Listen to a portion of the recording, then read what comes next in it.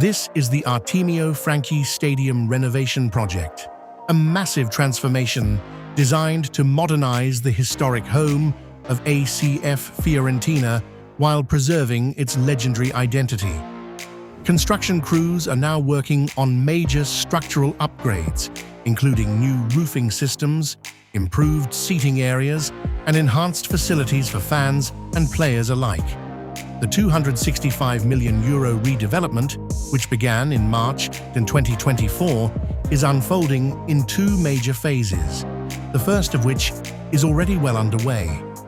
By August 29, 2026, coinciding with AC Fiorentina's centenary, the northern section, including the Curva Fiesole, parts of the Tribuna and the Maratona, is set to receive its new roof structure, delivering the first visible transformation of the historic ground.